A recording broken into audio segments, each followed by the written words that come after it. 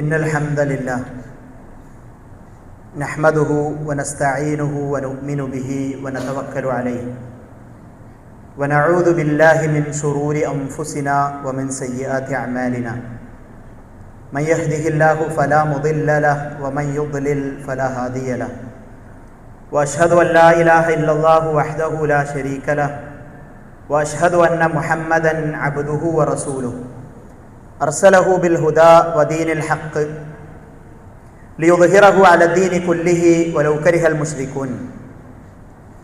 അല്ലാഹുമ്മ സ്വല്ലി അലാ മുഹമ്മദിൻ വഅലാ ആലി മുഹമ്മദ് കമാ സ്വല്ലൈത അലാ ഇബ്രാഹീമ വഅലാ ആലി ഇബ്രാഹീം ഇന്നക ഹമീദും മജീദ്. വബാരിക് അലാ മുഹമ്മദിൻ വഅലാ ആലി മുഹമ്മദ് കമാ ബാരക്ത അലാ ഇബ്രാഹീമ വഅലാ ആലി ഇബ്രാഹീം ഇന്നക ഹമീദും മജീദ്. أما بعد فإن خير الحديث كتاب الله وخير الهدي هدي محمد صلى الله عليه وسلم وشر الأمور محدثاتها وكل محدثة بدعة وكل بدعة ضلالة وكل ضلالة في النار. يا أيها الذين آمنوا اتقوا الله حق تقاته ولا تموتن إلا وأنتم مسلمون. يا أيها الذين آمنوا اتقوا الله وقولوا قولا سديدا يصلح لكم أعمالكم ويغفر لكم ذنوبكم ومن يطع الله ورسوله فقد فاز فوزا عظيما. أعوذ بالله السميع العليم من الشيطان الرجيم. فبما رحمة من الله لنت لهم ولو كنت فظا غليظ القلب لانفضوا من حولك. ഏറെ ആദരണീയരായ സത്യവിശ്വാസി വിശ്വാസിനികളെ, ജീവിതത്തിൻ്റെ രഹസ്യ പരസ്യ മേഖലകളിൽ അള്ളാഹുവിനെ ഭയപ്പെട്ട് തഖ്വയോടുകൂടി ജീവിക്കണമെന്ന് ഉണർത്തുന്നു, വസിയ്യത്ത് ചെയ്യുന്നു. മനുഷ്യ ജീവിതത്തിന് വിവിധ ഘട്ടങ്ങളുണ്ട് എന്നത് നമുക്കറിയാം. ശൈശവം മുതൽ ബാല്യവും കൗമാരവും യൗവനവും മധ്യവയസ്കതയും വാർദ്ധക്യവുമെല്ലാം നമ്മൾ ജീവിച്ചു തീർക്കേണ്ടുന്ന ജീവിതത്തിൻ്റെ പല ഘട്ടങ്ങളാണ്. അതിൽ തന്നെയും വളരെ സവിശേഷമായ ഒരു സമയമാണ് ഈ കൗമാര കാലഘട്ടം എന്ന് പറയുന്നത്. വളരെ സവിശേഷതകളുള്ള ഒരു പ്രായം തന്നെയാണത്. WHO കണക്ക് പ്രകാരം, വേൾഡ് ഹെൽത്ത് ഓർഗനൈസേഷൻ്റെ കണക്ക് പ്രകാരം 10 മുതൽ 19 വയസ്സ് വരെയുള്ള പ്രായത്തിലുള്ള കുട്ടികളെയാണ് ഈ കൗമാരക്കാർ എന്നുള്ള ഈ ഒരു പ്രയോഗം കൊണ്ട് ഉദ്ദേശിക്കുന്നത്. ശാരീരികമായ വളർച്ച വളരെ പെട്ടെന്നുള്ള രീതിയിൽ കുട്ടികളുടെ ശരീരം വളരുന്ന സമയമാണ്. മാനസികമായ വളർച്ച കുട്ടികൾക്കുണ്ടാകുന്ന ഒരു സമയമാണ്. കുട്ടികളിൽ ലൈംഗിക ശേഷി സജീവമാകുന്ന സമയമാണ്. ചിന്താരംഗത്ത്, വൈകാരിക മണ്ഡലത്തിലൊക്കെ കാര്യമായ വ്യതിയാനങ്ങൾ രൂപപ്പെടുന്ന ഒരു സമയമാണ് ഈ കൗമാരപ്രായം എന്ന് പറയുന്നത്.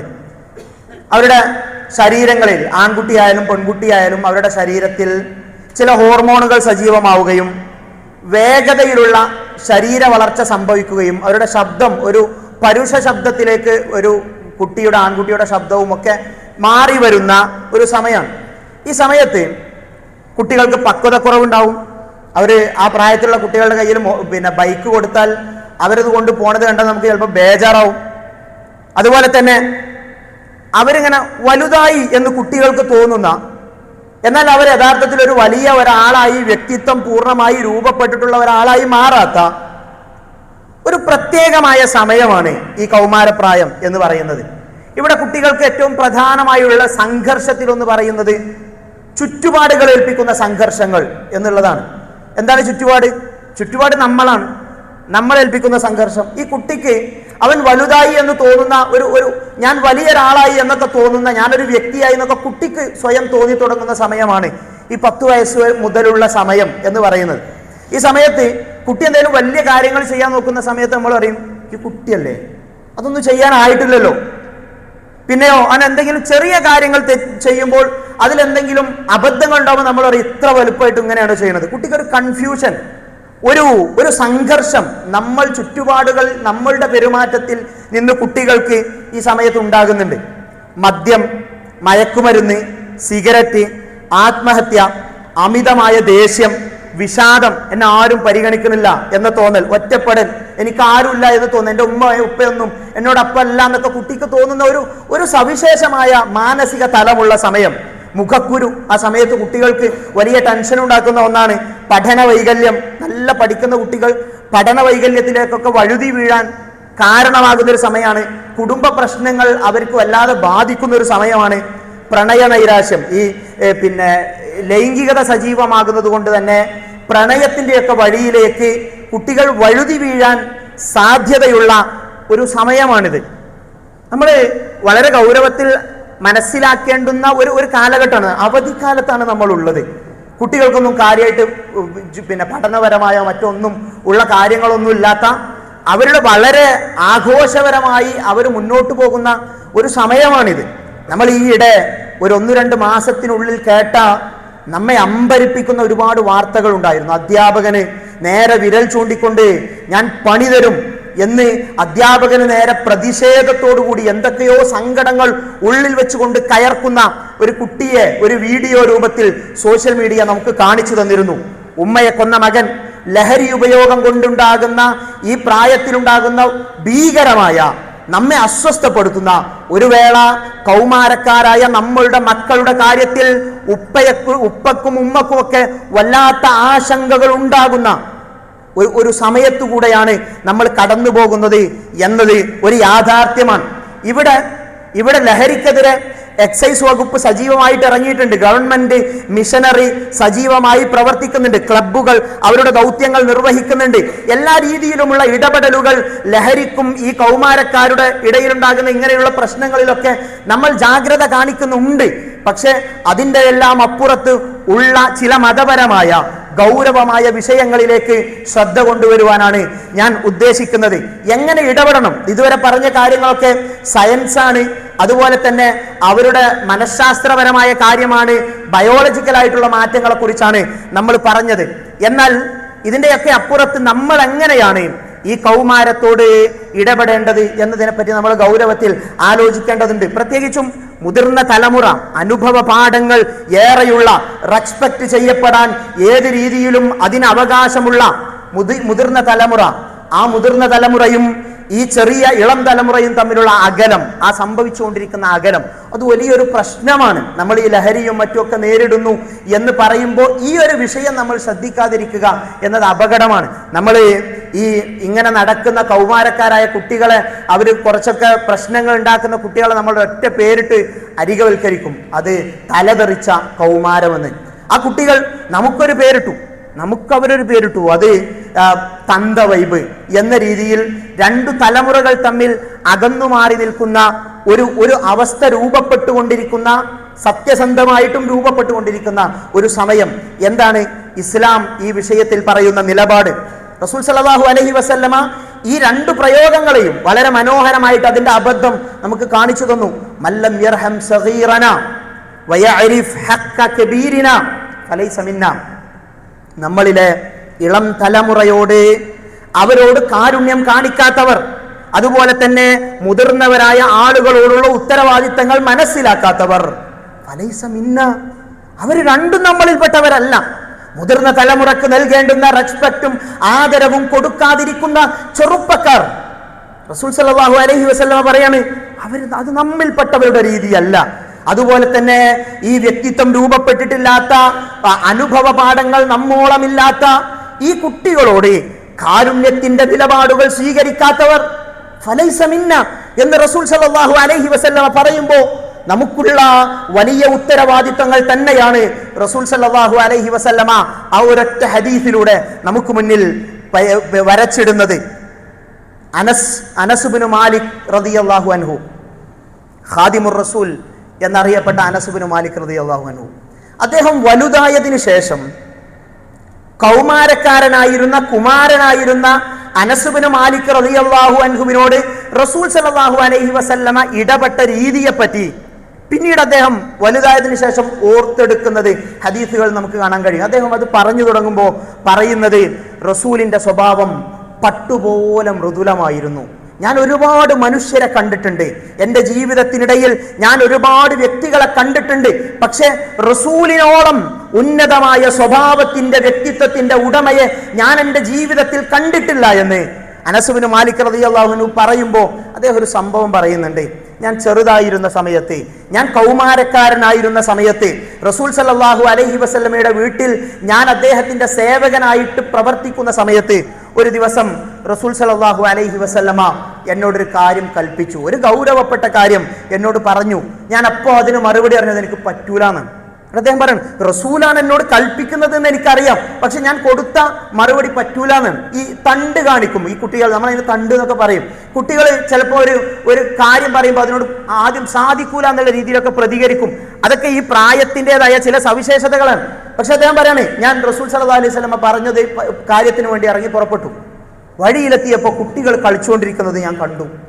കളി ആ പ്രായത്തിലുള്ള കുട്ടികൾക്ക് അത്ര പ്രിയപ്പെട്ടതാണ്. എല്ലാം മറന്നു. ആ കളി കണ്ട് ആസ്വദിച്ചങ്ങനെ നിന്നു.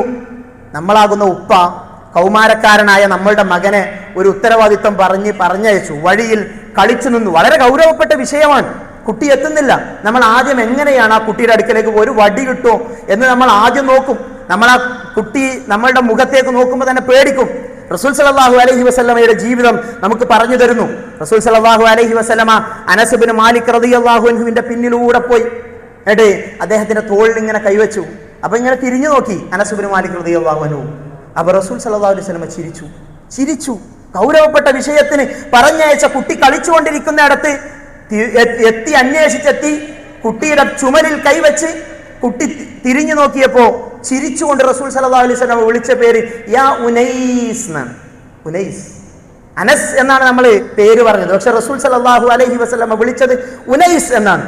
അത് ഉമ്മ എത്രമേൽ സ്നേഹത്തോടുകൂടി വീട്ടിൽ വിളിക്കുന്ന നമ്മൾ ഓമന പേര് എന്നൊക്കെ പറയില്ലേ, ആ രീതിയിൽ മധുരമുള്ള ഒരു പേരാണ് ഉനൈസ്. എൻ്റെ പൊന്നു അനസ് എന്നൊക്കെ അതിനർത്ഥം പറയാം. ഇബ്ന് മകൻ, ബുനയ്യി എന്ന് പറയുമ്പോൾ അത് കുറച്ചുകൂടി സോഫ്റ്റ് അല്ലേ? ആ രീതിയിലുള്ള ഒരു പ്രയോഗമാണ് റസൂൽ സല്ലല്ലാഹു അലൈഹി വസല്ലം നടത്തുന്നത്. യാ ഉനൈസ്, ഞാനൊരു കാര്യത്തിന് പറഞ്ഞയച്ചതല്ലായിരുന്നടാ, ഇത് ചെയ്തില്ലല്ലോ എന്ന് പറഞ്ഞപ്പോൾ റസൂല് ഞാനത് ഇപ്പൊ ചെയ്യാം എന്ന് പറഞ്ഞുകൊണ്ട് അതിനുവേണ്ടി ഓടിപ്പോകുന്ന അനസ് ബിൻ മാലിക് റളിയല്ലാഹു അൻഹു എന്ന കൗമാരക്കാരൻ എത്ര മനോഹരമായിട്ടാണ് റസൂൽ സല്ലല്ലാഹു അലൈഹി വസല്ലം ആ പ്രായത്തോട് പെരുമാറിയത്. ലൈസ മിന്നാ മല്ലം യർഹം സഗീറനാ, നമ്മളിലെ ചെറുപ്പക്കാരോട്, ചെറിയ പ്രായത്തിലുള്ളവരോട് കാരുണ്യം കാണിക്കാത്തവർ നമ്മിൽപ്പെട്ടവരല്ല എന്ന റസൂൽ സല്ലല്ലാഹു അലൈഹി വസല്ലമയുടെ പ്രയോഗം ഇവിടെ നാം ഗൗരവത്തോടു കൂടി മനസ്സിലാക്കേണ്ടതുണ്ട്. ചെറുപ്പക്കാരെല്ലാം കുഴപ്പക്കാരാണ് എന്ന രീതിയിലുള്ള ഒരു രീതിയോടുകൂടി ആ ചെറുപ്പത്തോട്, ആ കൗമാരത്തോട് ഇടപെടുവാൻ ഒരിക്കലും നാം ശ്രമിക്കരുത്. നമ്മൾ ഒന്നുകൂടെ സോഫ്റ്റ് ആകണം. അവരോടുള്ള പെരുമാറ്റത്തിൽ റസൂൽ സല്ലല്ലാഹു അലൈഹി വസല്ലമയുടെ പെരുമാറ്റ ശൈലി നമ്മളുടെ ജീവിതത്തിൽ ഉണ്ടാകണം. സൂറത്തു ആലി ഇംറാനിന്റെ 159-ാമത്തെ ആയത്ത്, ഫബിമാ റഹ്മത്തിൻ മിനല്ലാഹി ലിൻത ലഹും വലൗ കുൻത ഫദ്ദൻ ഗലീദൽ ഖൽബി ലം ഫദ്ദൂ മിൻ ഹൗലിക്. റസൂൽ സല്ലല്ലാഹു അലൈഹി വസല്ലമയോടാണ് അല്ലാഹു പറയുന്നത്, റസൂലേ, അല്ലാഹുവിന്റെ കാരുണ്യം ഒന്നുകൊണ്ട് മാത്രമാണ് താങ്കൾ ആളുകളോട് ഏറ്റവും ലീനത്തോടുകൂടി മൃദുലമായി പെരുമാറുന്നത്. താങ്കൾ ഒരു കഠിന ഹൃദയനായിരുന്നെങ്കിൽ, ഒരു പരുഷ സ്വഭാവിയായിരുന്നെങ്കിൽ റസൂലേ, താങ്കളുടെ ചുറ്റിലും ആളുകൾ ഉണ്ടാകുമായിരുന്നില്ല, എന്ന് റസൂൽ സല്ലല്ലാഹു അലൈഹി വസല്ലമയോട് പറയുമ്പോൾ ഈ ചെറുപ്പം നമ്മളോട് ചേർന്ന് നിൽക്കണമെങ്കിൽ നമ്മൾ അവരോട് പെരുമാറുന്ന രീതി സോഫ്റ്റ് ആയിരിക്കണം, നല്ല രീതിയിലായിരിക്കണം, അടച്ചാക്ഷേപിച്ച സമീപനമായിരിക്കരുത് എന്നത് ഗൗരവത്തോടുകൂടി മനസ്സിലാക്കേണ്ടതാണ്. തെറ്റിലേക്ക് വളരെ ചായ്ഞ്ഞു നിൽക്കുന്ന ഒരു സമയമാണത്. തെറ്റുകളിലേക്ക് വീണുപോകാൻ വളരെ സാധ്യതയുള്ള ഒരു സമയം. ആ സമയത്ത് അവരോട് നമ്മൾ വളരെ സൗഹാർദ്ദപരമായി, എന്നാൽ എല്ലാ തെറ്റുകളെ വിലക്കണ്ട എന്നല്ല, തിന്മകൾ കാണുമ്പോൾ അതിനെതിരെ സംസാരിക്കണ്ട എന്നല്ല, പക്ഷേ ആ സംസാരിക്കുന്നിടത്തുണ്ടാകേണ്ടുന്ന രീതിയെക്കുറിച്ചാണ് നമ്മൾ പറയുന്നത്. റസൂൽ സല്ലല്ലാഹു അലൈഹി വസല്ലമയുടെ ഒരു സദസ്സ്, എല്ലാവരുമുണ്ട്, സ്വഹാബികളൊക്കെ കൂടി നിൽക്കുന്ന ഒരു മനോഹരമായ സദസ്സ്. ആ സദസ്സിലേക്ക് ഒരു യുവാവ് കടന്നു വന്നുകൊണ്ട് അദ്ദേഹം പറയുന്നു, യാ റസൂലല്ലാഹ് ഇദ്ദിൻ ലീ ബിസ്സിന, റസൂലേ, താങ്കൾ എനിക്ക് വ്യഭിചരിക്കാൻ അനുവാദം തരണം. സദസ്സ് പ്രക്ഷുബ്ധമായി. അവിടെ ഇവിടെ നിന്ന് ശബ്ദങ്ങൾ ഉയർന്നു, മിണ്ടാതിരിക്ക് എന്ന ആളുകൾ പറഞ്ഞു. സദസ്സിൽ വന്ന് ഉറക്കെയാണ് അയാൾ പറഞ്ഞത്, പരസ്യമായി. റസൂൽ സല്ലല്ലാഹു അലൈഹി വസല്ലം ശാന്തനായി. അയാളെ വിളിച്ചു, വരാൻ പറഞ്ഞു. എന്നിട്ട് റസൂൽ സല്ലല്ലാഹു അലൈഹി വസല്ലമ അയാളോട് ചോദിച്ചു, നിനക്ക് വ്യഭിചരിക്കണമല്ലേ? എന്തുകൊണ്ട് പാടില്ല എന്ന് മനോഹരമായി റസൂൽ സല്ലല്ലാഹു അലൈഹി വസല്ലമ പഠിപ്പിച്ചു കൊടുക്കുകയാണ്. നിന്റെ ഉമ്മയെ ഒരാൾ വ്യഭിചരിക്കുന്നത് നിനക്ക് സഹിക്കാൻ കഴിയോ? അയാളെ അസ്വസ്ഥനായി. ഇല്ല റസൂൽ, എനിക്കത് ചിന്തിക്കാൻ കഴിയൂല. താങ്കളുടെ സഹോദരിയെ, താങ്കളുടെ മകളെ, താങ്കളുടെ ഭാര്യയെ റസൂൽ ഇങ്ങനെ അങ്ങോട്ട് വിശദീകരിച്ചു. തൻ്റെ കുടുംബത്തിലെ താൻ പ്രിയപ്പെട്ടവരായി, നമ്മൾ ഓരോരുത്തരും പ്രിയപ്പെട്ടവരായി കാണുന്നവരുടെ പേര് പറഞ്ഞുകൊണ്ട് റസൂൽ സല്ലല്ലാഹു അലൈഹി വസല്ലം ചോദിച്ചു, ഇവരെയൊക്കെ മറ്റൊരാൾ വ്യഭിചരിക്കുന്നത് നിനക്കിഷ്ടമാണോ? അയാൾ വല്ലാതെ അസ്വസ്ഥനായി. അവിടെ റസൂൽ സല്ലല്ലാഹു അലൈഹി വസല്ലം പറഞ്ഞു കൊടുക്കുകയാണ്, മോനെ, എങ്കിലും നീ വ്യഭിചരിക്കുന്ന സ്ത്രീ ഒരാളുടെ ഉമ്മയാണ്, ഒരാളുടെ മകളാണ്, ഭാര്യയാണ്, സഹോദരിയാണ്. അയാൾക്ക് മനസ്സിലായി. വേറെ വിശദീകരണങ്ങളൊന്നും വേണ്ടി വന്നില്ല. റസൂൽ സല്ലല്ലാഹു അലൈഹി വസല്ലമ അദ്ദേഹത്തിന്റെ തലയിൽ കൈവച്ചുകൊണ്ട് പ്രാർത്ഥിച്ചു, അല്ലാഹുമ്മ ഗ്ഫിർ ദംബഹ്, അല്ലാഹുവേ അവന്റെ പാപം പുറത്തു കൊടുക്കണേ, വതുഹിർ ഖൽബ, അവന്റെ ഹൃദയത്തിലെ മാലിന്യങ്ങളെ നീക്കം ചെയ്യണേ, വഹസ്സിൻ ഫർജ, അയാളുടെ ഗുഹ്യാവയവത്തെ കാത്തു സൂക്ഷിക്കണേ എന്ന് റസൂൽ സല്ലല്ലാഹു അലൈഹി വസല്ലമ പ്രാർത്ഥിച്ചു. അവിടെ അന്ന് മുതൽ ഈ തിന്മകളിലേക്ക്, തോന്നിവാസങ്ങളിലേക്ക് ആ ചെറുപ്പക്കാരൻ പോയില്ല എന്നത് മനോഹരമായ ചരിത്രമായി ഇസ്ലാം നമ്മളുടെ മുന്നിലേക്ക് വെക്കുകയാണ്. ഇങ്ങനെയാണ് ഈ പ്രായത്തിലുള്ള കുട്ടികളിൽ നിന്ന് കാണുന്ന അബദ്ധങ്ങളെ നമ്മൾ തിരുത്തുന്ന സമയത്ത് ദേഷ്യം പിടിച്ചും ചൂടായും ശബ്ദമുണ്ടാക്കിയും പിന്നെ ആക്ഷേപിച്ചും ഉപദേശിക്കുന്നവരോടുകൂടി പറയും, ഓനെ ഉപദേശിക്കണ്ട, ഞാൻ 10 കൊല്ലമായിട്ട് ഉപദേശിച്ചുകൊണ്ടിരിക്കുകയാണ്, മാറൂല, വെറുതെ സമയം കളയാൻ നിൽക്കണ്ട എന്നൊക്കെ ആക്ഷേപിക്കുന്ന മാതാപിതാക്കൾ എത്ര അകന്നു പോകുന്നുണ്ട്. നമ്മളുടെ കുട്ടികൾ ഇങ്ങനെയുള്ള പ്രയോഗങ്ങൾ നമ്മൾ രൂക്ഷമായി നടത്തുന്നതിൽ നിന്ന് എന്നത് ഗൗരവത്തോടു കൂടി കാണണ്ടേ. പ്രായമായിട്ടുള്ള ഉപ്പമാരിങ്ങനെ പറയാണ്, ഉമ്മയും മക്കളൊക്കെ ഒരു സൈഡ്, നമ്മളുമായിട്ട് കുട്ടികൾക്കൊരു ബന്ധമില്ല. എന്താ കാരണം? ഉമ്മമാര് നമ്മളോട് പരാതി പറയും കുട്ടി ചെയ്യുന്ന തിന്മയെ പറ്റി. നമ്മളവിടെ ശബ്ദമുണ്ടാക്കും, നമ്മൾ ഗൗരവമായിട്ട് സംസാരിക്കും, നമ്മൾ അടിക്കും. അടിക്കേണ്ടടുത്ത് അടിക്കണ്ട എന്നോ, അതുപോലെ തന്നെ രൂക്ഷമായി ഗൗരവമായി സംസാരിക്കേണ്ട വിഷയത്തിൽ ഗൗരവമായി സംസാരിക്കണ്ട എന്നുമല്ല. പക്ഷേ ഉമ്മ ഗൗരവപ്പെട്ട് സംസാരിച്ചാൽ ഉമ്മ മക്കളെ തലോടും, ഉമ്മ മക്കളെ സ്നേഹിക്കും. ബാപ്പ ചൂടായി പോവും, മക്കൾ അകന്നു പോകും. ഇത് വിഷയമാണ്. മാതാപിതാക്കളിൽ നിന്ന് മക്കൾ അകലുക എന്നുള്ളത് അവരുടെ കൂട്ടുകാരിലേക്ക് അവരെ വഴി നടത്തുന്നതാണ്.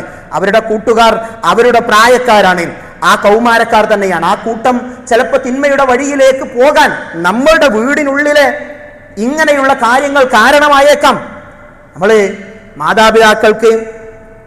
മക്കൾക്ക് മാതാപിതാക്കളോടുള്ള ബാധ്യത പറയുന്നിടത്ത് നമ്മൾ ഖുർആനിലെ ആയത്തോതും, വഇൻ ജാഹദാക അലാ അൻ തുശ്രിക ബിമാ ലൈസ ലക ബിഹി ഇൽമുൻ ഫലാ തുതിഉഹുമാ വസ്വാഹിബുഹുമാ ഫിദ്ദുനിയ മഅറൂഫ. നിന്റെ മാതാപിതാക്കൾ നിന്നെ പച്ച ശിർക്ക് ചെയ്യാൻ, ലോകത്തെ ഏറ്റവും വലിയ പാതകം ചെയ്യാൻ നിർബന്ധിച്ചാൽ നീ അനുസരിക്കേണ്ട. പക്ഷേ ദുനിയാവിൽ അവരോട് നീ നല്ല രീതിയിൽ പെരുമാറണം. മക്കൾക്ക് മാതാപിതാക്കളോടുള്ള ഉത്തരവാദിത്തമാണിത്. ലോകത്തെ ഏറ്റവും വലിയ പാതകം ശിർക്ക് ചെയ്യാൻ നിർബന്ധിച്ചാൽ അനുസരിക്കേണ്ട. പക്ഷെ ഉപ്പയാണ്, ഉമ്മയാണ്, മാന്യമായിട്ട് അവരോട് പെരുമാറണം, അവർക്ക് വേണ്ട അവകാശങ്ങൾ നൽകണമെന്ന് ഖുർആൻ. അത്രമേൽ ബാധ്യത മക്കൾക്ക് മാതാപിതാക്കളോടുണ്ട്.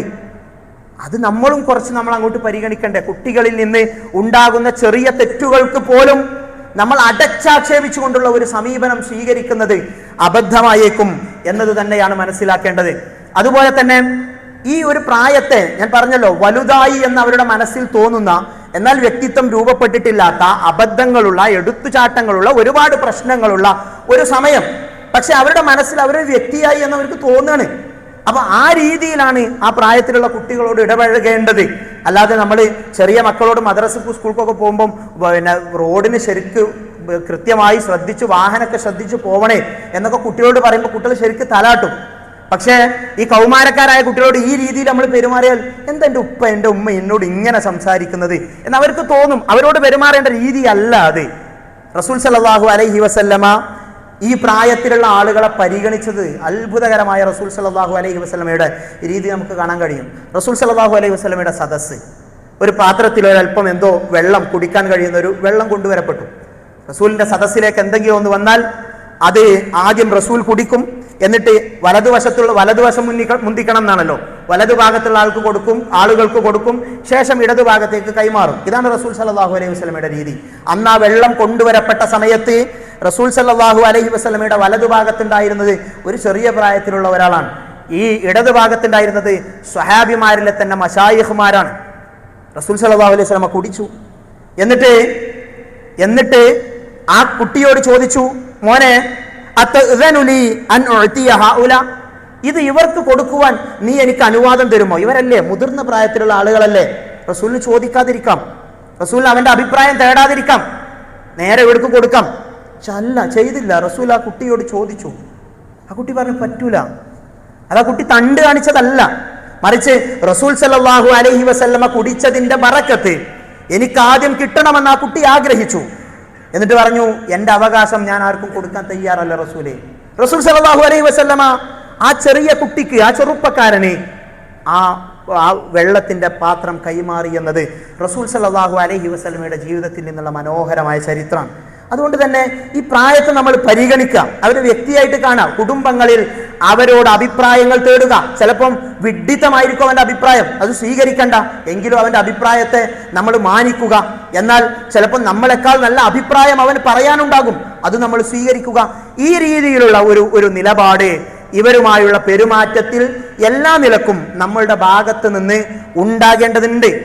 അത് നമ്മൾ വളരെ ഗൗരവത്തോടു കൂടി കാണണം എന്ന് പറയുന്നത് ഈ ലഹരിക്കെതിരേക്കുള്ള ഇങ്ങനെയുള്ള ബോധവൽക്കരണങ്ങളും മറ്റുമൊക്കെ നടക്കുന്നിടത്ത് അതിൻ്റെയൊക്കെ മറ്റൊരു വശം കൂടിയാണിത്. ഈ പല മാനസിക ആരോഗ്യ വിദഗ്ധന്മാരും സൈക്കോളജിസ്റ്റുകളും ഒക്കെ പറയുന്നത് കുടുംബ പ്രശ്നങ്ങളാണ്.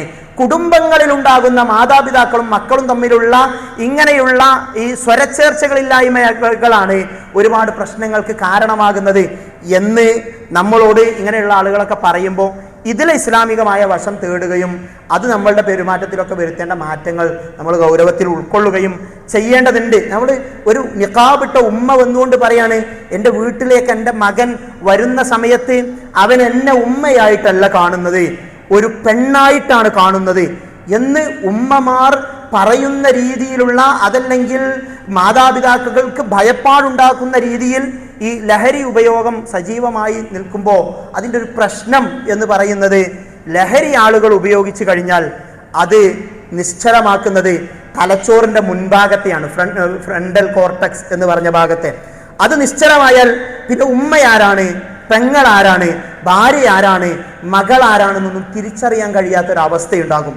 ആ അവസ്ഥയിലേക്ക് പോയാൽ, MDMA പോലെയുള്ള രാസലഹരികൾ ഉപയോഗിക്കുന്നിടത്ത് മക്കൾ പോയാൽ നമുക്ക് പിടിച്ചാൽ കിട്ടാത്ത അവസ്ഥയിലേക്ക് പോകും. അർറജുലു അലാ ദീനി ഖലീലി, ഒരാൾ അയാളുടെ കൂട്ടുകാരന്റെ മതത്തിലാണ്, ആരുമായിട്ടാണ് കൂട്ടുകൂടുന്നത് എന്ന് ശ്രദ്ധിക്കുവാൻ മാതാപിതാക്കളോട് റസൂൽ സല്ലല്ലാഹു അലൈഹി വസല്ലമ ആഹ്വാനം ചെയ്തതാണ്.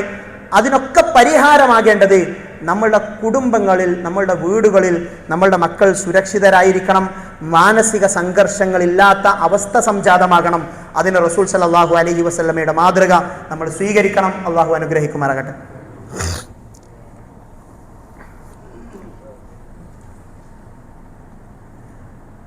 അൽഹംദുലില്ലാഹി വഹദ വനസറ അബ്ദ വഹസമൽ അഹ്സാബ വഹദ ഉസല്ലി വഉസല്ലിമു അലാ അഫ്ദലി സ്വലാത്തി വഅസ്ക സലാമി വഅതമ തസ്ലീം അലാ നബിയിന മുഹമ്മദിൻ സ്വല്ലല്ലാഹു അലാ ആലിഹി വഅസ്ഹാബിഹി വസല്ലമ തസ്ലീമൻ കസീറ. ഒരിക്കൽ കൂടി അള്ളാഹുവിനെ ഭയപ്പെട്ട് തഖ്വയോടുകൂടി ജീവിക്കണമെന്ന് ഉണർത്തുന്നു, വസിയ്യത്ത് ചെയ്യുന്നു. കഴിഞ്ഞ ആഴ്ച വളരെ സജീവമായ വാർത്തകളിൽ നിറഞ്ഞു നിന്നിരുന്ന ഒരു സംഭവമായിരുന്നു. ഒരു സ്ത്രീ വീട്ടിൽ പ്രസവിക്കുകയും ആ ഉമ്മ മരിക്കുകയും ചെയ്തു എന്ന ഒരു വിഷയം. വളരെ ഗൗരവത്തോടു കൂടി നമ്മൾ മനസ്സിലാക്കുകയും ഗൗരവത്തിൽ കാണുകയും നമ്മളുടെ പ്രബോധന രംഗത്ത് വളരെ സജീവമായി മുന്നിട്ടിറങ്ങാൻ നമ്മളെ താല്പര്യപ്പെടുത്തുകയും ചെയ്യേണ്ടുന്ന ഒരു സംഭവം തന്നെയാണത്. ഈ 2025 ഇത്ര അധുരാധുനിക സൗകര്യങ്ങളുള്ള ഹോസ്പിറ്റലുകൾ നിറഞ്ഞു നിൽക്കുന്ന ഈ സമയത്തും, അതുപോലെ തന്നെ വിദ്യാഭ്യാസത്തിൻ്റെ ഉയർന്ന പടവുകൾ നാം ചവിട്ടിക്കയറി എന്ന് അഭിമാനിക്കുന്ന സന്ദർഭത്തിലും ഇങ്ങനെയുള്ള പുഴുക്കുത്തുകൾ നമ്മൾ നമ്മളുടെ പരിസരങ്ങളിൽ കാണുന്നുണ്ട്. ബ്രസ്റ്റ് ക്യാൻസർ വന്ന ഒരു സ്ത്രീക്ക് അതിൻ്റെതായ എല്ലാ സിംറ്റംസും എല്ലാ അടയാളങ്ങളും ഉള്ള ഒരു സമയത്തും അതിലേക്ക് മന്ത്രിച്ചൂതിയ വെള്ളമൊഴിച്ചുകൊണ്ട് അത് മാറുമെന്ന് വിചാരിക്കുന്ന തരത്തിലുള്ള വിഡ്ഢിത്തം മുസ്ലിം ഉമ്മത്തിലെ പണ്ഡിത വേഷധാരികളായ ആളുകളുടെ അടുക്കൽ നിന്ന് പോലും ഉണ്ടാകുന്നു എന്നത് ഒരു വിറങ്ങലിപ്പോടുകൂടി തന്നെ നമ്മൾ മനസ്സിലാക്കേണ്ടുന്ന കാര്യമാണ്. ചികിത്സയെ, ട്രീറ്റ്മെന്റിനെ വളരെ തെറ്റായ രീതിയിൽ, അതല്ലെങ്കിൽ അതൊരു മോശമായ കാര്യമായിട്ട് കാണുന്ന ഒരു രീതി സമൂഹത്തിൽ നിന്ന് ഉണ്ടായി വരുന്നു എന്നത് നമ്മൾ ഗൗരവത്തോടു കൂടി ഇടപെടേണ്ടുന്ന വിഷയം തന്നെയാണ്. ഇദാ മരിൽതു ഫഹുവ യശ്ഫീൻ, രോഗത്തിന് അതിന് ശമനം നൽകുന്നവൻ അള്ളാഹുവാണ്. ആത്യന്തികമായി നമ്മൾ എന്ത് മരുന്ന് കുടിച്ചാലും ശമനം നൽകുന്നവൻ അള്ളാഹു മാത്രമാണ്. എന്നാൽ റസൂൽ സല്ലല്ലാഹു അലൈഹി വസല്ലമ പറഞ്ഞു തരാണ്, ഒരു രോഗമുണ്ടായാൽ ലികുല്ലി ദാഇൻ ദവാ, രോഗത്തിനെല്ലാം അള്ളാഹു മരുന്നുകളും നിശ്ചയിച്ചിട്ടുണ്ട്. ഫൈദാ ഉസീബ ദവാഉദ്ദാഇ ബറഅ ബിഇദ്നില്ലാഹി അസ്സ വജല്ല, ഒരു രോഗത്തിന് എന്താണോ അതിനുള്ള മരുന്ന്, ആ മരുന്ന് എത്തിക്കഴിഞ്ഞാൽ അള്ളാഹുവിന്റെ അനുമതി പ്രകാരം അതിന് ശിഫയുണ്ടാകും എന്നത് നമ്മളെ റസൂൽ സല്ലല്ലാഹു അലൈഹി വസല്ലമ പഠിപ്പിച്ചു തന്ന കാര്യമാണ്. അപ്പോ ചികിത്സ സ്വീകരിക്കുക എന്നുള്ളത് മതമാണ്, ചികിത്സ സ്വീകരിക്കുക എന്നുള്ളത് ഇസ്ലാമാണ്. എന്നാൽ റുഖയ്യ, മന്ത്രങ്ങൾ, അള്ളാഹു ശറയിൽ അനുവദിച്ചു തന്ന മന്ത്രങ്ങൾ, ഖുൽ ഹുവല്ലാഹുവും ഫലഖും നാസും ഒക്കെ ഓതി ശരീരത്തിൽ ഊതുകയും തടവുകയും പ്രാർത്ഥിക്കുകയും അല്ലാഹുമ്മ റബ്ബന്നാസ് അദ്ഹിബിൽ ബഅസ് പോലെയുള്ള പ്രാർത്ഥനകൾ നെറ്റിത്തടത്തിൽ കൈവച്ച് പ്രാർത്ഥിക്കുകയും രോഗിക്ക് വേണ്ടി പ്രാർത്ഥിക്കുകയും ഇതെല്ലാം ചെയ്യാം. അതിൻ്റെയൊക്കെ കൂടെ തന്നെ നമ്മൾ ട്രീറ്റ്മെന്റുകൾ എടുക്കുക എന്നുള്ളത് പിന്നെ ഒരു മതപരമായിട്ടുള്ള റസൂൽ സല്ലല്ലാഹു അലൈഹി വസല്ലമ പഠിപ്പിച്ച ഒരു മാതൃകയായി കൊണ്ട് തന്നെയാണ് നമ്മൾ മനസ്സിലാക്കേണ്ടത്. അതിൻ്റെയൊക്കെ അപ്പുറത്ത് നൂലിലും ചരടിലും ഏലസിലും മന്ത്രത്തിലുമൊക്കെ അതിലൊക്കെ ഭരമേൽപ്പിച്ചുകൊണ്ട് ഈ രീതിയിലുള്ള വിഷയങ്ങൾ ഉണ്ടാകുമ്പോൾ ഇത്തരത്തിലുള്ള വിഷയങ്ങൾ ജനങ്ങളുടെ മുന്നിൽ, നമ്മളുടെ അയൽപക്കങ്ങളിൽ, നമ്മളുടെ കുടുംബങ്ങളിലൊക്കെ കാണുന്ന ഇത്തരത്തിലുള്ള തെറ്റായ ധാരണകൾക്കെതിരെ ശക്തമായ രീതിയിൽ സംസാരിക്കുക എന്നുള്ളത് ഇസ്ലാഹിന്റെ ശബ്ദം ഉയർത്തിപ്പിടിക്കുന്നവർ എന്ന രീതിയിൽ നമ്മളുടെ ബാധ്യതയാണ് എന്നത് നമ്മൾ ഗൗരവത്തോടു കൂടി മനസ്സിലാക്കേണ്ടതുണ്ട്. അതുപോലെ തന്നെ നമ്മൾ ഗൗരവത്തോടു കൂടി മനസ്സിലാക്കേണ്ടുന്ന ഒരു വിഷയമാണ് ഈ വഖഫ് ഭേദഗതി ബിൽ. അതിനെ പറ്റിയുള്ള വാർത്തകളും മറ്റുമൊക്കെ നമ്മൾ കണ്ടിട്ടുണ്ടാകും. ഗൗരവമാണ് വിഷയം, വളരെ ഗൗരവം തന്നെയാണ്. നമ്മളിൽ നിന്ന് സംയമനത്തോടു കൂടി തന്നെയുള്ള പ്രതിഷേധങ്ങൾ കൂടി ഉയർന്നു വരേണ്ടുന്ന ഒരു സമയം തന്നെയാണ്. അതുപോലെ തന്നെ ഈ വിഷയത്തിൽ നമ്മൾ ബോധവാന്മാരാവുകയും ഇത് ഗൗരവപ്പെട്ട ഒരു വിഷയമാണ് എന്ന് മനസ്സിലാക്കുകയും നമ്മളുടെ വഖഫ് സ്വത്തുക്കൾ, നമ്മളുടെ പള്ളിയും മറ്റുമൊക്കെയായി ബന്ധപ്പെട്ട ഈ വിഷയം, അത് ആ ഒരു വിഷയത്തിൽ നമ്മളുടെ ഗൗരവമായ പ്രാർത്ഥനകൾ ഉയർന്നു വരേണ്ടുന്ന സന്ദർഭമാണ്. ഒരു വിശ്വാസിയുടെ അടുക്കലുള്ള ഏറ്റവും വലിയ ആയുധമാണ്. അല്ലാഹു സുബ്ഹാനഹു വ തആലയാണ് കാര്യങ്ങൾ തീരുമാനിക്കുന്നവൻ, കാര്യങ്ങൾ നിയന്ത്രിക്കുന്നവൻ എന്ന് അറിയുന്നവരാണ് നാം. അതുകൊണ്ട് തന്നെ ഈ വിഷയവുമായി ബന്ധപ്പെട്ടുകൊണ്ട് നമ്മളുടെ അടുക്കൽ നിന്ന് വളരെ ഗൗരവമായ പ്രാർത്ഥനകൾ ഉയർന്നു വരേണ്ടുന്ന സമയമാണ് എന്ന് നമ്മൾ മനസ്സിലാക്കുക. അല്ലാഹു സുബ്ഹാനഹു വ തആല ഇസ്ലാമിനെതിരെയുള്ള എല്ലാ ശത്രുക്കളുടെ ശ്രമങ്ങളെയും പരാജയപ്പെടുത്തുമാറാകട്ടെ. നമ്മിൽ നിന്നും വന്നുപോയ തെറ്റുകുറ്റങ്ങൾ അല്ലാഹു സുബ്ഹാനഹു വ തആല വിട്ടുപുറത്ത് മാപ്പാക്കി തരുമാറാകട്ടെ. രോഗം കൊണ്ട് പ്രയാസപ്പെടുന്ന ആളുകൾക്ക് അല്ലാഹു സുബ്ഹാനഹു വ തആല അവരുടെ രോഗങ്ങളെല്ലാം ദൂരീകരിച്ചു നൽകുമാറാകട്ടെ. സാമ്പത്തികമായ പ്രയാസങ്ങൾ കൊണ്ട് ബുദ്ധിമുട്ടുന്ന ആളുകളുണ്ട്, അല്ലാഹു സുബ്ഹാനഹു വ തആല അവരുടെ എല്ലാ പ്രയാസങ്ങളും ദൂരീകരിച്ച് നൽകുമാറാകട്ടെ. അല്ലാഹുമ്മ ഗ്ഫിർ ലിൽ മുഅ്മിനീന വൽ മുഅ്മിനാത്ത് വൽ മുസ്ലിമീന വൽ മുസ്ലിമാത്ത് അൽ അഹ്യാഇ മിൻഹും വൽ അംവാത്ത് ഇന്നക മുജീബുദ് ദഅവാതി വഖാദിയൽ ഹാജാത്ത്. അല്ലാഹുമ്മ റബ്ബന സ്രിഫ് അന്നാ അദാബ ജഹന്നം ഇന്ന അദാബഹ കാന ഗറാമ ഇന്നഹാ സാഅത് മുസ്തഖറൻ വമുഖാമ. اللهم اعز الاسلام والمسلمين واذل الشرك والمشركين. اللهم اعز الاسلام والمسلمين واذل الشرك والمشركين. اللهم دمر اعداءنا واعداءك واعداء الدين. اللهم دمر اعداءنا واعداءك واعداء الدين. اللهم ربنا هب لنا من ازواجنا وذرياتنا قرة اعين واجعلنا للمتقين اماما. اللهم ربنا ظلمنا انفسنا وان لم تغفر لنا وترحمنا لنكونن من الخاسرين. اللهم اجعل القرآن ربيع قلوبنا. اللهم اجعل القرآن ربيع قلوبنا. اللهم اجعل القرآن ربيع قلوبنا ونور صدورنا وجلاء أحزاننا وذهاب همومنا واجعله شفيعا وحجة لنا يوم القيامة. اللهم احفظ بلادنا. اللهم احفظ بلادنا اللهم احفظ بلادنا وأئمتنا وأمتنا وعلماءنا وأمراءنا وأولادنا وشبابنا من كل الفتن ما ظهر منها وما بطن ومن كيد الشيطان. اللهم إنا نعوذ بك من الشقاق والنفاق وسوء الأخلاق. اللهم ربنا تقبل منا إنك أنت السميع العليم وتب علينا إنك أنت التواب الرحيم. اللهم ربنا آتنا في الدنيا حسنة وفي الآخرة حسنة وقنا عذاب النار والحمد لله رب العالمين.